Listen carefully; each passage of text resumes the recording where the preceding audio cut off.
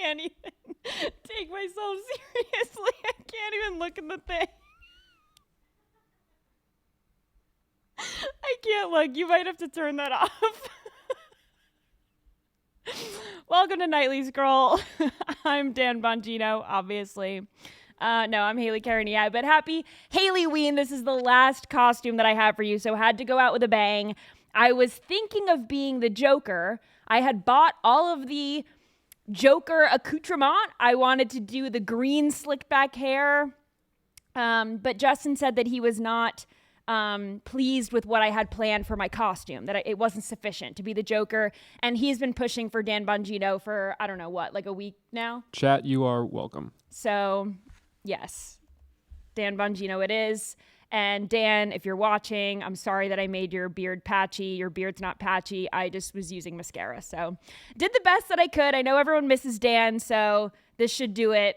This should hold you over for a little bit longer. Congratulations to Matt on X who guessed Dan Bongino. Someone else actually guessed a minute before Matt, but they said, I think you're going to dress as Dan Bongino. LOL, LOL, just kidding, Cleopatra. So I didn't count it because he revoked the guess. So the next guy, Matt, had a full-throated guess of Dan Bongino. So he is being rewarded with Nightly Scroll merch. So thank you to everyone for playing along. No costume tomorrow, but I will have a show and a great interview. So with all that said, thank you for tuning in and all the audience engagement this week for Hayley-ween. It's been a lot of fun. It's my favorite holiday. I'm not even dressing up on Halloween, but all week long, I feel like I got to have fun. So all right, quick reminder to subscribe. If you're watching on X or on Facebook right now, come on over to Rumble, join everyone in the live chat. Rumble.com/Hayley will bring you to the Bongino Report channel where you can subscribe to Nightly Scroll. That is the only place that you can watch the show in full,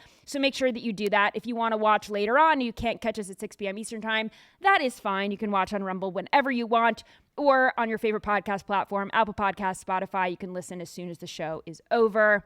All right, let's talk about the show tonight, right? We've got Kamala Harris. She has some kind of imposter syndrome. She was talking to the host of Diary of a CEO. I'll be honest, I didn't watch the whole podcast, but we'll get into it.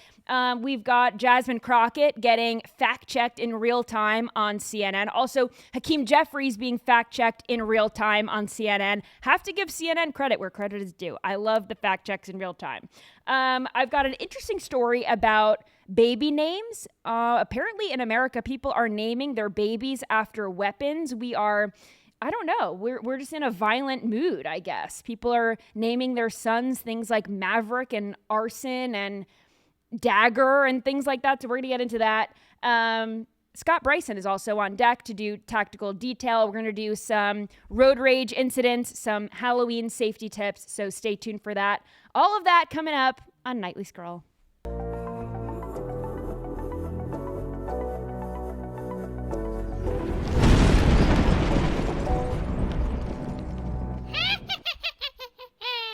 All right, so I must admit, Kamala Harris was on the Diary of the CEO podcast, and it was a long interview, so I didn't watch the whole thing. I think it was an hour and 45 minutes or almost 2 hours, but I watched a little bit of it.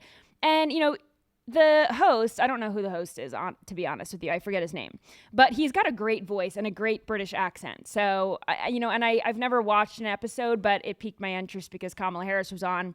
Does she count as a CEO? I don't think so. But anyway, she was asked if she ever wanted to run for president.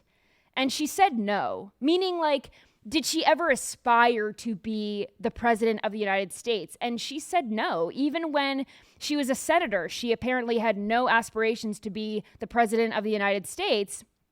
But someone had told her, like a friend of hers, told her that she should run. And she claimed on this podcast that that was really the first time that she had ever thought about it, which I think is a lie. I think it's a lie. I think as someone who is a prosecutor, a deputy district attorney, and then a DA, and the attorney general of California, and then a senator, I mean, is the Senate just it? You're going to stop after the Senate? Don't people run for office and they want to do more? They want to get more power? I feel like people who run for office, they have to be like a little delusional, a little self-centered, and they have to have a whole lot of confidence. So I think it's odd that she says, she never wanted to be the president of the United States until someone else told her. And, I think a lot of people who run for political office have greater aspirations than just to serve their local community or state. I don't think a lot of people go into public service because they're passionate about public service. I just think, that's just something nice that they say, but they end up making a ton of money and they get super corrupt. And I think it's a power thing. But, someone tells her, like a friend of hers says, you should run for president. And then, you just say, okay. I mean, maybe she should have trusted her gut, and maybe she shouldn't have run for president, because as we know, she didn't get any votes in 2020 when she ran for president. She was one of the least popular candidates. No one casted a vote for her. She was, chosen as the DEI vice president of the United States. Very unlikable, but Joe Biden picked her because of all the check boxes, and it worked for him. But, you can't just run an old white guy on the Democrat side. You have to get the DEI in there. So, yeah, it's just interesting. And, in this interview, she recalled losing to President Trump. And here she is saying the quiet part out loud. Listen to this. I was in a state of shock. Really? Mm. Did you think the day before that you were going to win the election? I did. Yeah. And so when did the proverbial penny drop? When I got a call from my campaign manager that it looks like we need 200,000 more votes that we can't find. Meaning it's just the map, the numbers. Mm. And the thing I kept saying over and over again, I was in a state of shock. I was so inarticulate, but maybe very articulate. What I kept saying over and over again is, my God, my God, my God. Really? Over and over. I couldn't stop.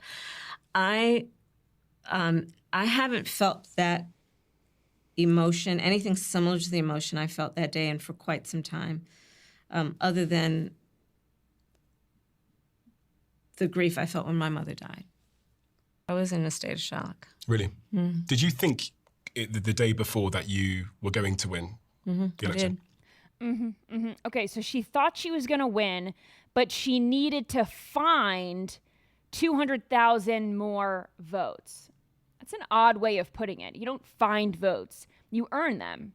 So I wonder if that was a slip of the tongue, after receiving millions of less votes than a vegetable in 2020. But Kamala Harris also sat down with an Australian Broadcasting Corporation journalist, Sarah Ferguson, who was not going to take no for an answer. She wasn't going to take word salad as an answer, and she wasn't going to let Kamala Harris get away with pivoting from answering her questions. Listen to this. Was hilarious. Hilarious. She's asking her about the campaign that she ran on, her running mate, the president of the United States, who was clearly failing in front of all of our eyes. Everyone saw it. And then she's talking about, Donald Trump, he's selling the voters a bill of goods and blah, blah, blah. What does that have to do with anything? And good on Sarah Ferguson for stopping the word salad, stopping her right in her tracks. Good on her for calling Kamala out. If Kamala was as willing as she claimed she was in the back half of that video to criticize Joe Biden and call out his failing mental health, I mean, she should have just done that straight off the bat. You don't have to bring up President Trump. You don't have to deflect and bring up President Trump when the question is about you and the campaign that you ran and your failing president. Just insane. All right, as we know, Trump officials are they're the target of leftist violence, of doxing, of things like that. And there is a report in The Atlantic about Trump officials getting military housing. This is housing that is supposed to go to senior military officials and generals, but people like Stephen Miller, Kristi Noem, and others are being housed there for their safety. So I want to read you a little bit of this. It says, the former White House advisor, Katie Miller, mother of 3 young children and wife of presidential right-hand man Stephen, walked out of her front door one Thursday morning last month and was confronted by a woman she did not know. The stranger had told Miller, I'm watching you. And this was the day after Charlie Kirk's assassination. It also wasn't anything new. For weeks before Kirk's death, activists had been protesting the Millers' presence in North Arlington, Virginia. Someone had put up wanted posters in their neighborhood with their home address denouncing Stephen as a Nazi who had committed, quote, crimes against humanity. A group called Arlington Neighbors United for Humanity warned in an Instagram post, quote, your efforts to dismantle our democracy and destroy our social safety net will not be tolerated here. So there are Trump administration officials that are not safe in their own neighborhoods. They're not even safe in their own homes.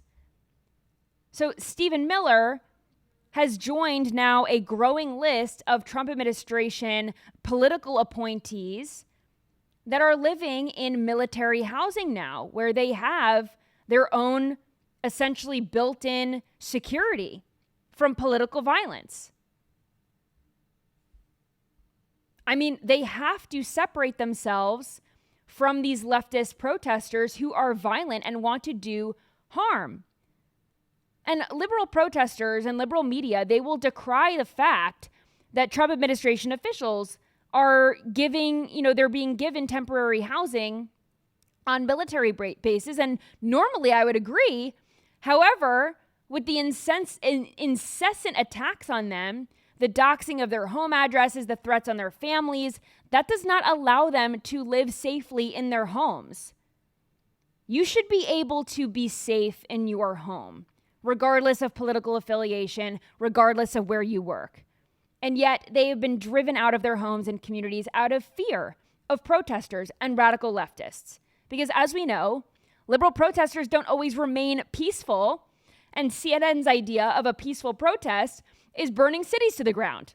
So they complain about the Trump administration's response to issues that they create. And it's totally evil to have people fear for their lives and the lives of their young children. And especially in the case of the Miller family, they have 3 young children. Protesters confronting them and threatening them at their door. This goes way beyond political disagreement. The left wants to run these people out of town and make sure that they don't feel safe. I can't remember this happening to anyone on the right, but I can remember it happening to Supreme Court justices who were appointed by President Trump during the overturning of Roe versus Wade, violent protesters doxing the home addresses of Amy Coney Barrett, Neil Gorsuch, Brett Kavanaugh. Protesters covered in blood chanting outside their homes, fake blood. And even Tucker Carlson's family home was attacked by Antifa protesters. This was years ago when he was still working at Fox, but he talked about his wife being at home fearing for her life. And I can't think of a time a leftist was fearing for their lives at home because of conservative protesters. They might be fearing for their lives at home because of the problems that they create in their heads, but they don't have their addresses doxed by people on our side of the political aisle. It just doesn't happen.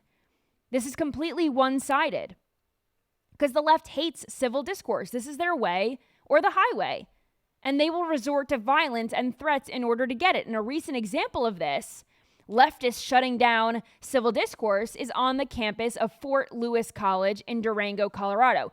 8 students there at the school were interested in creating a Turning Point USA chapter, and the Associated Students of Fort Lewis College denied their request. Watch this. SFLC is navigating a difficult decision, one where many of our morals and ideals must be pushed to the side within the interests of the student body. Our policies, our expectations for our table work through viewpoint neutrality, which requires us to set aside our own viewpoints and the base of our decisions on outline policy, values, and feedback from the student body of that of which we serve. In light of the opinions and concerns shared to us today by both sides of the discussion, with a vote in favor, opposed, and no abstentions, we have decided to deny Turning Point USA's request to become an RSO1 at this time.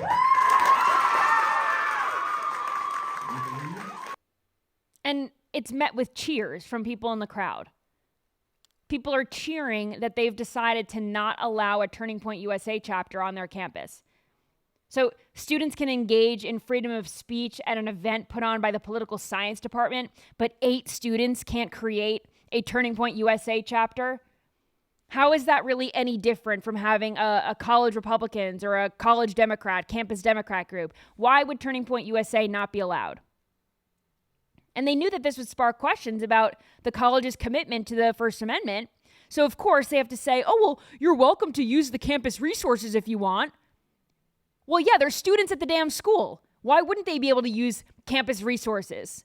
What are they insinuating? Like, oh, if you guys want to meet, you can use, a classroom or something? They pay to go there. So this is going to backfire big time because public universities cannot censor or punish speech because it's unpopular or controversial or some beta losers on this board decide that they don't want the smoke of having Turning Point USA on campus. They don't want to deal with the backlash from all the other liberal losers who are going to lose their minds over it. But campuses are expected to be this marketplace of ideas. You're supposed to have debate. You're supposed to be able to challenge each other and speak freely. You're supposed to be able to protest. You're supposed to be able to express your views.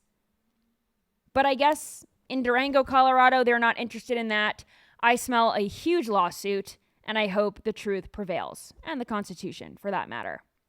But speaking of truth, I got to give credit to Caitlin Collins on CNN, who has fact-checked Democrats in real time. So here is Jasmine Crockett getting fact-checked when she took Caroline Leavitt's words and twisted them. Watch this. Do you believe this will be the week that Congress comes to an agreement here?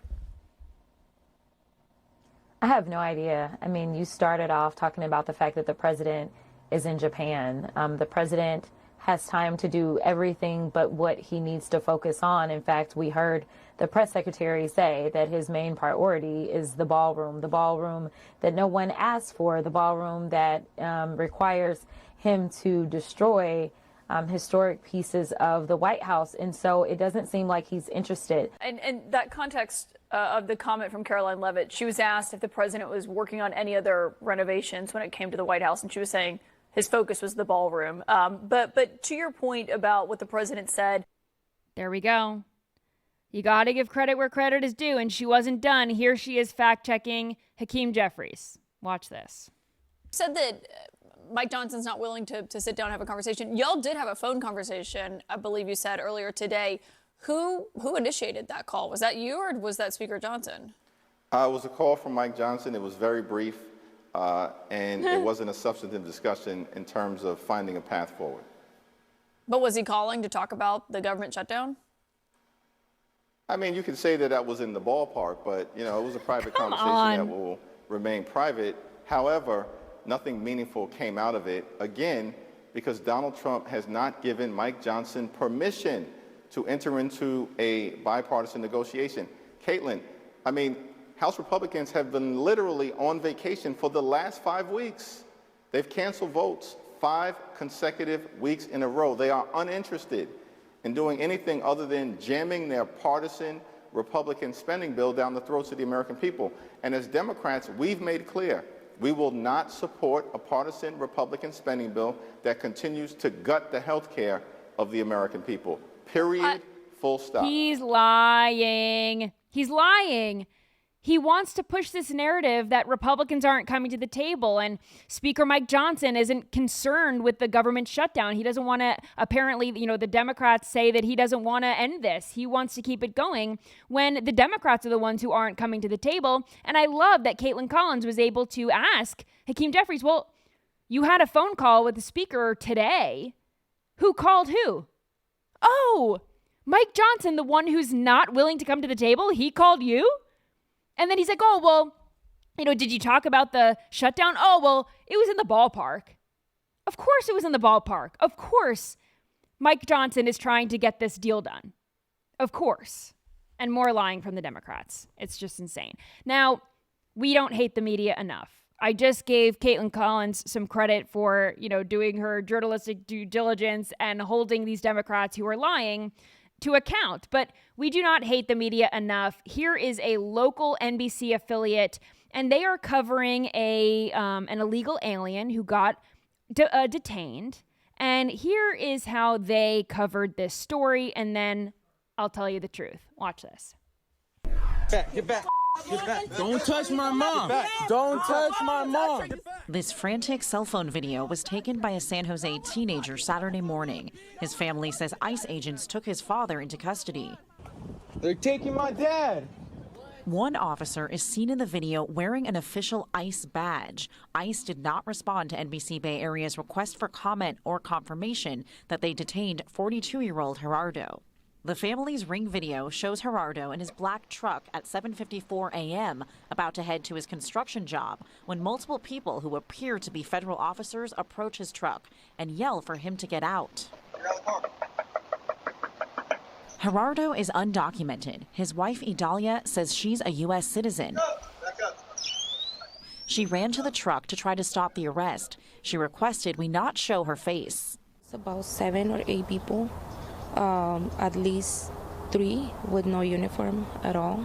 They didn't identify themselves or anything. Idalia says the scene quickly turned ugly, with one agent using a taser on her husband and a woman not in uniform hitting her 22-year-old daughter with a baton, though that's not shown on camera. They keep pushing and pulling, and I was like, well, I'm not going to let you take him if you don't show me any paper. So, of course, they're painting this as a sob story of this hardworking, San Francisco dad, right? This is how they paint all these illegal aliens. Oh, he's a Maryland dad who just happens to be a gangbanger and a wife beater. So this is the same thing, right? This is an illegal alien. And the wife of the illegal alien, who is an American citizen, said that, all these masked ICE agents, they came here, they didn't have any paperwork. The wife of the illegal immigrant is demanding she sees paperwork from the law enforcement officers who are arresting her husband for not having papers. I mean, make it make sense. And it turns out that the man was arrested because he was a criminal illegal alien from Mexico, and he had a rap sheet including lewd acts with a child, battery of a spouse, so here's another one, and providing compensation for prostitution. So he's not really the upstanding citizen that the NBC Bay Area news team was trying to make him out to be. Why would you be covering for someone who's a pedophile, a wife beater, and someone who engages in prostitution?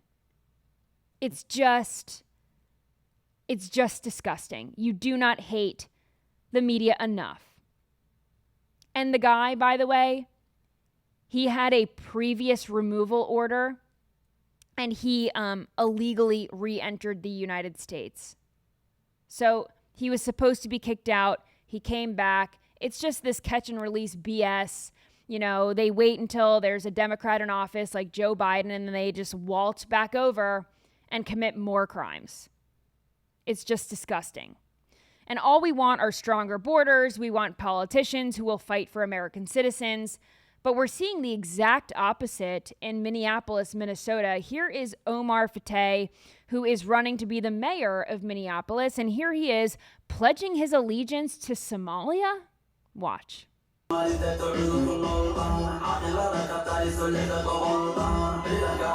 alaikum. Assalamu alaikum. Somalia. Hiran State. Mawisle. Early voting hadda illa November 4. I need your vote. I need you.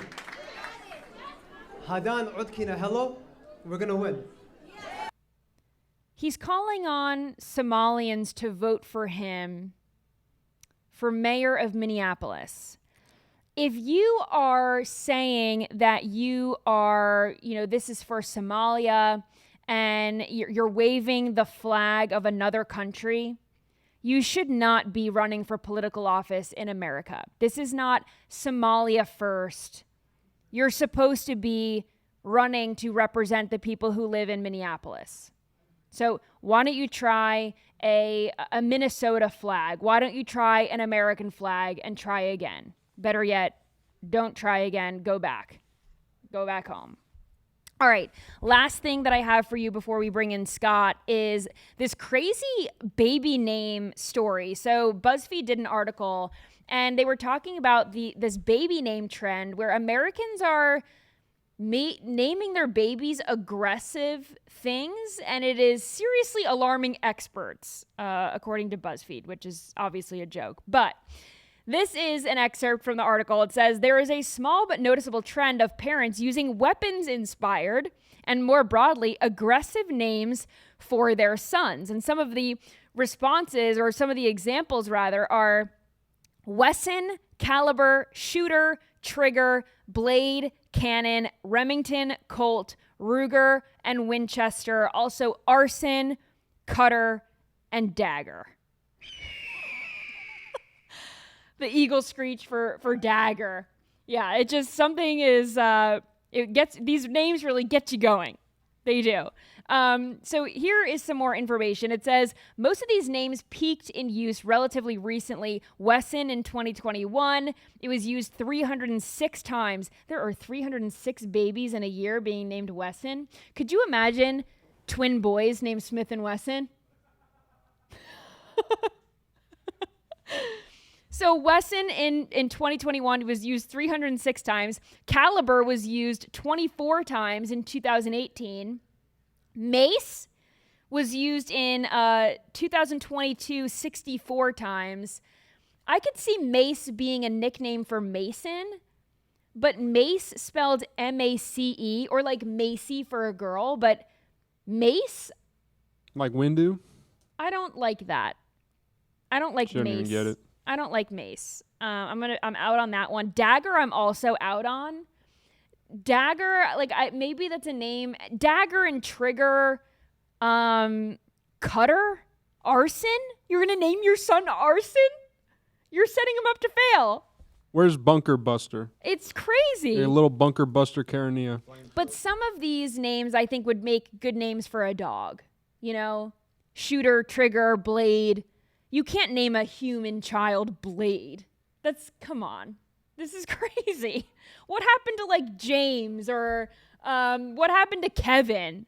What happened to, I don't know, anything normal? Also, people are using Barrett. Dutton, Stetson, and Boone are also Maverick. These are probably more Southern, and that's not as aggressive, but it's more like American cowboy manly. I don't mind Stetson, I guess. I don't know. Bring back normal names. What do you guys think in the chat? Someone says Colt sounds good. Yeah, Colt is kind of cool. Howitzer. Chief and Major, those are Biden's dogs' names, right? Major and he had Commander. Remember the dogs that were like wreaking havoc and biting everyone in the White House? See, that's what happens. You name them these names and then they live up to the prophecy. They become, are all these kids named, Wesson and Colt? Are they going to be school shooters? Like what are they going to grow up to be? It's just interesting. Anyway, taking a quick break to tell you about Genucel. Do you wish that your double chin would just disappear? I don't have a double chin today. I have a very sharp jawline, actually, but it's because of Genucel, of course, and not the mascara beard that I put on. But newsflash, ladies and gentlemen, people look at your jawline. It simply tells your age. So introducing the brand new Genucel neckline lift with dual peptide and MDL technology, Genucel's most advanced technology ever. It can not only help tighten saggy skin around the neck and chin, but it's also going to help you plump the lipophilic layers of your skin to help contour and define the neckline within minutes. Using peptides and metolactones together for the very first time, it works amazingly quick, and many see results getting better every day. With Genucel's MDL technology, Genucel's brand new neckline lift specifically targets the delicate skin on the neck area to help you see tight, healthy, younger looking skin. You will see your mirror smile back at you, or 100% of your money back, no questions asked, with their 120-day money back guarantee. Order now and get immediate effects and noticeable results in just minutes with your Neckline Lift Essentials package, plus the brand new Gua Sha skin massager with red light technology to help supercharge your results. And this entire package is over 70% off during this limited time introductory offer. No double chin, no turkey neck, no sagging neckline, because nobody needs to know your age. Genucel.com/scroll, Genucel.com/scroll. Order now and get free priority shipping. Go to Genucel.com/scroll, Genucel.com/scroll. I also want to tell you about Birch Gold. I'm a big fan of personal responsibility, especially when it comes to your finances and taking care of your savings. It is up to you, not big government. And that's why I'm excited for my new sponsor, Birch Gold Group. Birch Gold has been a big partner of Silverlocks for a very long time, and they believe one of the best ways to hedge against inflation and global insecurity is by owning physical gold. Gold is up over 40% this year so far, and Birch Gold makes diversifying easy. They will help you convert an existing IRA or 401k into a tax-sheltered IRA in gold. And you could do it all with no additional money out of pocket. With an A+ rating from the Better Business Bureau and tens of thousands of happy customers, Birch Gold can help you too. If you are not diversified into gold at all, but are considering it, talk to a professional. Text the word scroll to the number 989898 for a free info kit on owning physical gold in a tax-sheltered retirement account. There is no obligation, just useful information. Again, text scroll to 989898. Do it today. Message and data rates apply. All right. Former Secret Service agent and host of the Beyond the Service podcast and Silverlock contributor Scott Bryson is here for Tactical Detail.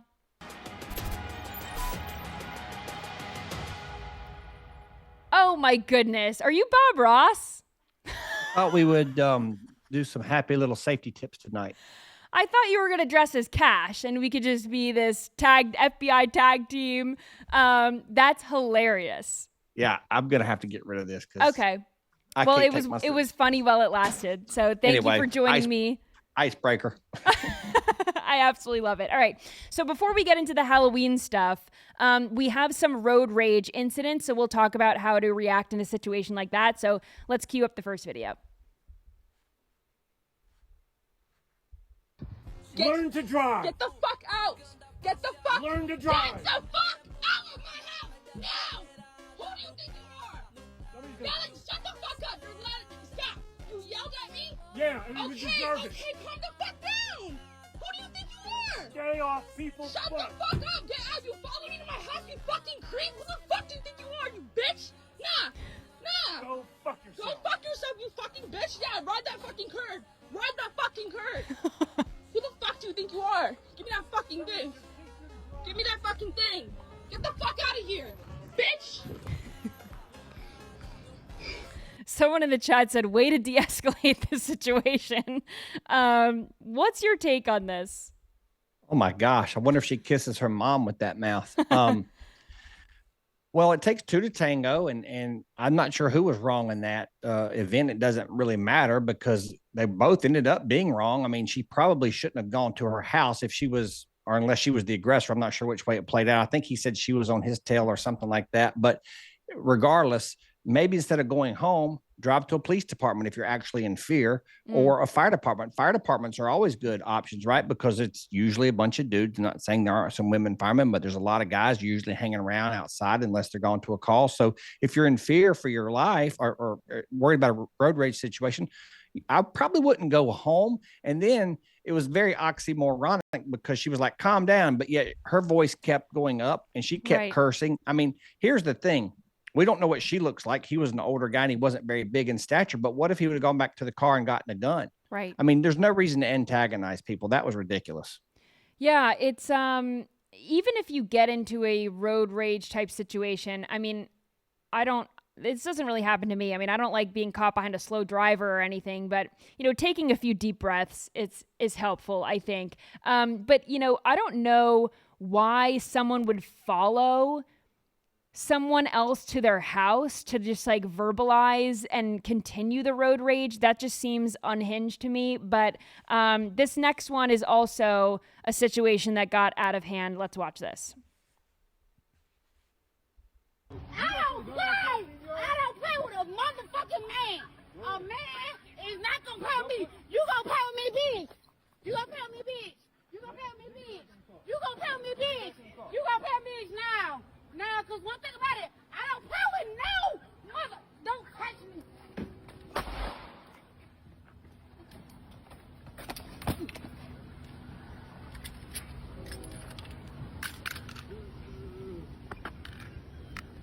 Tell police be here. What just happened? That's not good. I don't know what's wrong with people, and I don't know how we got there, but it doesn't matter because, like, we're there, right? And if you find yourself in the street with another human being, even though he was much bigger than the woman, she's got a gun. I don't know if he even, I'm assuming he saw it. I didn't see it the first time I watched the video. Yeah. Then I saw it, I heard the gunshot and went back and said, holy crap, there's a gun. First of all, put your phone up. Yeah, you're bigger in stature. That's great. But she's got a pistol, and, put your phone up. And then I don't even know how he got in that situation. It's very hard for me to try to dissect this because it makes no sense. If you find yourself on the business end of someone else's gun, you're in big problem. You're in trouble. I think his wife or girlfriend or third party was filming it. Instead of filming it, call the cops. What are we doing filming everything? Yeah. People are crazy. Anyway, what I would do, God forbid I'm in that situation. First of all, I wouldn't antagonize you. If you had a gun, I'm like, oh, my bad, sorry, and start trying to backpedal and de-escalate. I wouldn't be standing there doing some type of Texas two-step with the lady. That was bizarre. I was going to say, wouldn't you just drive away? I wouldn't even be in the situation. That's ridiculous. I don't know where these people are, what they're doing, but you never know who's in the car next to you. Like, I feel like I can handle myself in most situations, not all, but I feel pretty confident in my abilities most of the time. But guess what? There's always somebody out there a little tougher, a little stronger. Maybe they have a weapon. You don't. There's no reason to engage with strangers like this. Anyway, what I would do in that situation, if it was that bad, and it was that bad, I would put my phone up, and then we talk about this on your show all the time. These are the things that kill people. You can be mad and have an ugly scowl. That doesn't hurt you. The hands are what hurt you. And I would, unfortunately, he was in it knee deep, right? And I would try to go both hands to one. You're going to take two hands to one. You're going to have to isolate that weapon. I wouldn't recommend getting in a tussle with somebody with a gun. The problem was she was waving the gun all around. She could have killed him multiple times. She could have killed the lady filming. She didn't. He looked like he knew what he was doing. Looks like he probably knocked her out, and he took control of the gun. He manipulated the gun very well. He made the weapon safe and took it to the side. That whole thing, those two videos were very bizarre to me. I just don't know what people are thinking. Yeah, I played a video, a road rage type situation on my show. This was like a few weeks ago. But there was this woman, or there was this guy following this woman, and she had left her cell phone on the roof of her car. So he was trying to like beep at her and get her attention to tell her that her phone was on the roof of her car. And she thought that he was just beeping at her. So then she's all angry, and he says, you know what, screw it. I was trying to help you. But again, people, it's just their instinct to get angry. And that's not good. But then I also saw another video that went viral recently of this woman getting so angry, and this guy in front of her was filming like behind him in the rearview mirror, and this woman is just like screaming, and they're stopped because there's a halt, like, well, I don't even know what they're like, a traffic cop or something, like in the street with a stop sign letting people walk by, and she's in the back just screaming and screaming and screaming. And I think it's easy to judge what people are without thinking what people are going through. And I saw a lot of the comments saying, one time I got into a road rage incident, and this woman said, I am on the way to the hospital. My husband is dying. And it just like puts it into perspective. Like, you never know maybe why someone is upset, but you just have to know that a road rage type incident, maybe it's something like that where they don't mean any harm, but they're in emotional distress. But it could always escalate, and it's good to be, on your toes and get away from danger. You're in a vehicle, drive away.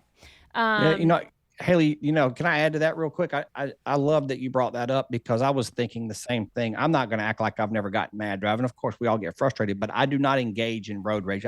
That guy could be he could be a mobster. Why would I do that? I'm not doing that. Yeah. So, to your point, what if the woman or the man just got diagnosed with cancer? Maybe their spouse is dying. Maybe they just buried their child the day before, and they're distraught, and they're just going out for a drive to clear their head. You just don't know what other people are going through, and it's called grace. And not enough people share that philosophy and that mindset. And I think it's just what we need to do as society is we just need to slow down a little bit, tap the brakes, no pun intended, and just take a deep breath. All right, well, we're moving on from road rage, and now we're getting to Halloween territory because a lot of people, as we know, are dressing up, and maybe someone could be dressing up as someone that they are not, and to always be wary of who you are allowing into your home. So here are two guys. They're dressed up in vests, claiming to be someone they are not. Watch this. DTE. We're checking for gas leaks. A 72-year-old man murdered in the basement of his home on Newcastle Drive in Rochester Hills. His wife tied up with duct tape upstairs. Oakland County Sheriff Mike Bouchard says they got inside by posing as DTE workers with a fake placard on their truck. Horrible. So how do you know if someone is who they say they are? If someone is checking, they claim to be checking your meter or whatever, how do you believe they are who they say they are? Yeah, that's a tough one because, they look the part. They've got the placard on their car. I think one of the first things you have to ask yourself is, what time of day is it? Do people really check me? I don't know what time of day that was, but it seemed like it was at night. Yeah, it looked like it, right? So are people checking meters at 8 o'clock at night? No, most people work 9 to 5 or something like that. So I would be self-aware of like, hey, what time of day is this? If you're not really sure, first of all, you don't owe anybody anything. We say that on here all the time. You don't owe anybody anything. You can talk to them through the door. Don't even open the door. Talk to them through the door. And, maybe get on the phone and call your next door neighbor and say, hey, have you had a gas leak? Are you smelling gas? I've got this guy over here. At least maybe alert a neighbor to say, hey, there's somebody on my porch. Are you aware of this? I'm not personally on Facebook very much, but, everybody lives on Facebook. You can get on your community Facebook page and see if, people are loved to talk about their neighborhood watch type stuff. I just think you have to be self-aware. And the problem is these guys like this, they prey on the elderly, they prey on the vulnerable, because a lot of people that are older, their guards are just down. It's a different generation. They grew up in a different time. I think about my parents, they're in their 70s and 80s, right? They're a little older and they're healthy and all that good stuff, but the world's a good place and it's a bowl of cherries. No, it's not. There are a lot of bad people out there, and we have got to learn to it's unfortunate that our radar has to be up all the time, but we just have to be cautious. Yeah. So if two guys came to my door and they said, hey, we're checking the meter, I'm not going to open the door. No. But I guess I would maybe call the company. It's like, ask what company they're with, and then just ask them, hey, did you send guys over? It's better to be safe than sorry, and have, unfortunately, if they are there for the right reasons, if they're standing outside or whatever, they have to come back later, then they do. But it's better to have, your life and not put your life at risk. So the last video that I have, and this went viral, maybe it was last week or the week before that, but this is a masked trio. They are dressed up in Halloween costumes, and they were trying to break into someone's home. Watch this. So this is like a clown breaking into the house or trying to break into the house, and two guys behind him. I mean,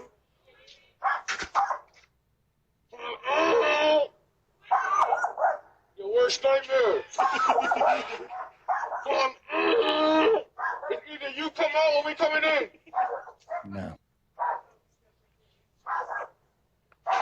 All right, right now is the time to be getting on the phone, either calling a neighbor or calling 911. We talk about that all the time on your show, Hayley. Don't be afraid to call 911. Now, listen, we're not going to call 911 because your kid won't do his homework. We have to be self-aware, right? But you got three knuckleheads standing on the porch, and you might let it play out for a minute or so to see if it's a prank. But once your spidey senses are going off, it's time to call the cops right now. It don't matter how it takes. Open the door! Open the door! No. I mean, thankfully the door was locked. They seem to be opening the front door, the screen door, but the actual door to the house is locked. Just a reminder to always keep your door locked, because just these three loons are out there, and their faces are covered, right? I mean, you don't know how to identify these people. And around this time of year, people are going to be dressed up. Some people are cosplaying as law enforcement. Watch out for those people. They don't always have good intentions. But lastly, do you have any tips for trick-or-treating, checking Halloween candy? How can parents and families go out and celebrate Halloween safely? Yeah, it's a good question. I think, it's not rocket science, safety in numbers, right? If you're going to go trick-or-treating and try to go with a group of people, if you have little, maybe not toddlers, but, elementary school age kids, I would always have a line of sight on them. We're not going to run off and check back in 15 minutes. That's not happening. I'm going to be able to, if you can't see me, then I can't see you. And that's not going to happen, Junior. So, I know you're excited that we're going to run around, but you have to, if you can't see mom and dad, then you got to slow up, right? Yep. Another thing that these parents could do, you could get a chem stick, like a glow light, the fluorescent green or orange, and you could tie that around a child's neck. And I know some people might not want to do that because of choking and stuff, but you could get a string or something and kind of let it be loose. And you could tie a chem stick around your child. And if you got 3 kids, they're all 3 green. So you can see the 3 little green glow dots running around, or something like that. As far as the candy and stuff goes, when you get home, obviously I think you should inspect the candy. I mean, when I was growing up, they used to put razor blades in apples and weird stuff. I mean, I know. I feel like that was like 80s and 90s. I haven't heard of anything like that in recent years, but you never know. It's better to check. Well, I saw one other thing today, Hayley, when I was thinking about this. And I don't know who this woman was, but it was a brilliant idea. She took a magnet and she ran the magnet over the candy wrappers. Nice. And I mean, I think it was staged, so she was showing a safety tip, right? But she was running a magnet over all the candy wrappers, and they were all fine. And then she ran across one that stuck, so she unwrapped it, and there was a needle inside of like a Reese's cup or something. So I thought that was pretty smart. There's all kinds of different things you could do, but I would say number one, try to stay in a well-lit area. Probably not always going to happen. Not everybody lives in a subdivision, but you got to keep an eye on the babies. You can't let them get out of your sight. Absolutely. Great tips. Scott Bryson, thanks for being here. Thanks for having me. All right, for the last 10 minutes of the show, should I change into my other costume? So Andy pointed out, and I think I saw someone else in the chat also point out that I look more like Kid Rock than Dan Bongino. Maybe it's the face shape, but I'm going to just turn this cutesy time is over around. And, my earpiece is going to be all messed up now. But hold on. Going to take this off. Pull up the photo so everyone can see just how uncanny this is. Why do I look like Kid Rock? Am I alone in this? Do I feel like, I don't know. Hold on. I don't know where my earpiece is now. I can't hear you guys. We're having some technical difficulties here.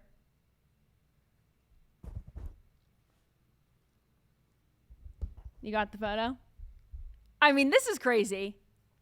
I wasn't trying to look like Kid Rock, but it's looking pretty like Kid Rock. More like Kid Rock. So anyway, dual purpose costume. Now the rest of the show, I'm going to be Kid Rock. Someone else in the chat says Kenny Chesney, Jared Leto. Yeah. So here, I forgot my, my fur jacket. Maybe next year. I'll have to have some new costume ideas for Hayley Ween round 2 next year. But anyway, scrolling time. This first video that we have here is a Michigan judge who is just shocked after a police officer pulled what's that guy from CNN? Was it Jeffrey Toobin? Is that his name? Am I getting that wrong? What's that guy's name who had his pants off on the Zoom call? Same thing. Watch this. Good morning to you. Can you put your appearance on the record, please? Yes, Officer Jackson, badge number 3919, out of the 12th precinct. All right. You got to ask the camera judge. You got some pants on, officer? Sir, they're in the... No, sir. Officer Jackson, okay, Miss Lee. The funniest part of this video is, you got some pants on, cuz? Officer, he just switches it real quick. All right, this next video is an awesome costume. This is an Invisible Man costume, and wow. I mean, this is not CGI. This is not AI. This is a very well done costume. So watch this. So this woman's walking around. Her head has got to be under the shirt and jacket, but she's got a hat and glasses that, I don't know, maybe it's being held up by like a very thin piece of plastic or something, but it literally looks like she has no head. Very well done. Very, very well done. How cool is that with the glasses? Justin, that's better than the FBI jacket you made me with. Oh, come on. By the way, I just want everyone to see this. We happen to know the deputy director, by the way, but we could not get, we did get an official hat. This is an official hat, like I said. But this is made out of paper plates. So Straight from the dollar store. Paper plates from the dollar store. Paper We did our plates best. and love and pure artistic talent. Very artistic. Thank you so much. All right, this next video, this is what I would call bad parenting. Watch this. What does it say? Please take one off each. Nope. Come on, let's go. Oh, get one. That's right. All right, come on, let's go. Come on. Laughing too. The mom is laughing while her kid is taking more than one. The sign says, take one, leave some candy for the rest of the neighborhood, leave some candy for the rest of the kids that are going to be coming for the rest of the night. No, this mom is saying she's laughing as her kid is stealing more candy. Just because the whole bowl is out there doesn't mean that the whole bowl is for you. And this mom is letting her kid steal and be a little shit. Bad parenting. But, maybe they're stocking up since their SNAP benefits are going to be canceled the next day. You said it, not me. I'll always say it. All right, this next video, this is a dog that just wants pets so desperately. It doesn't matter who they're coming from, even the scary Halloween decorations. Watch this. Those are not real people. They're not real people, but the dog is going over to see anyway. Doesn't matter how scary they are. Doesn't matter that they're skeletons. They're literally fake skeletons. His booty's wagging.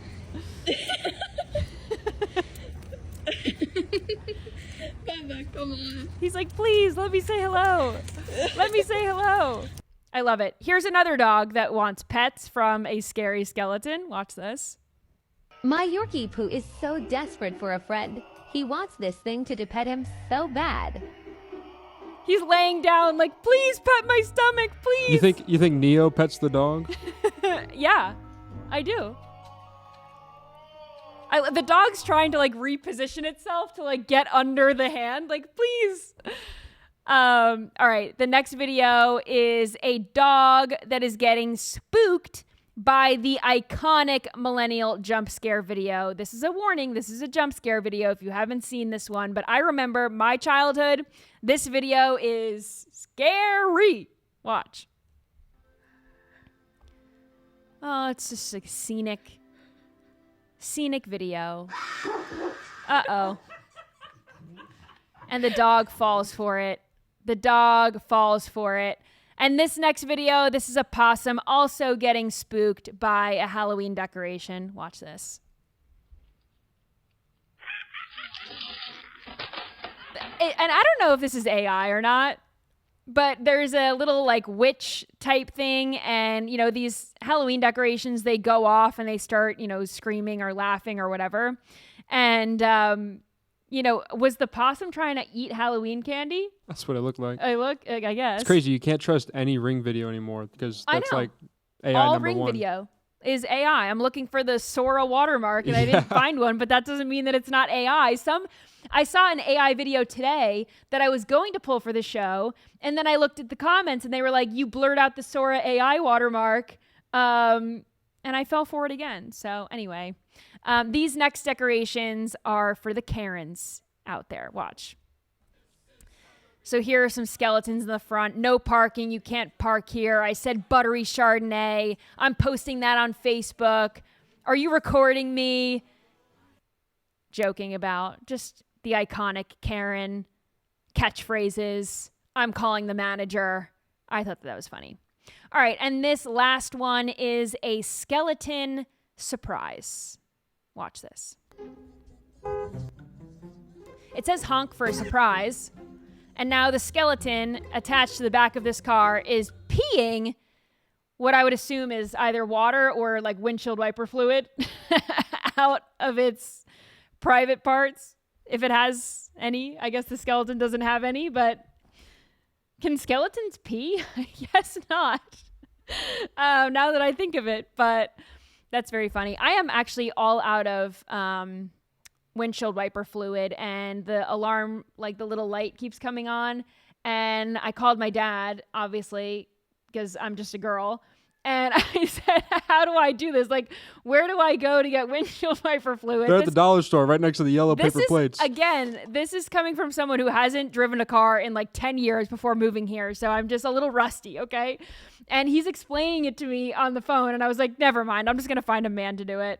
So I did buy the windshield wiper fluid. I just need to figure out how to. I'll watch a YouTube video. Do you know how to pop the trunk or the hood? No, I don't know how to do that.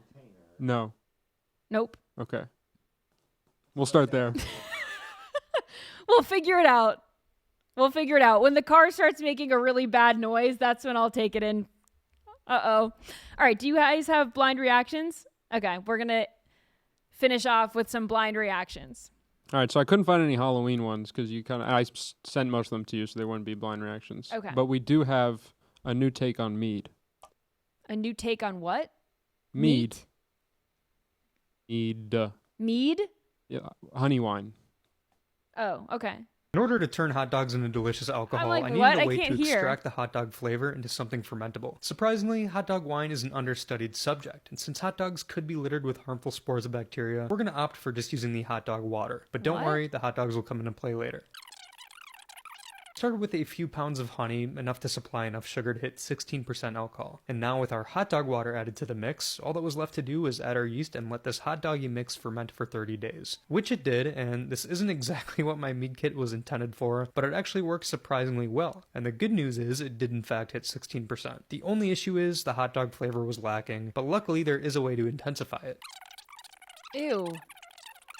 Now all that's left to do is have a taste. If you could collect the liquid that's at the bottom of the garbage bin at a baseball game, that is what we're drinking right now.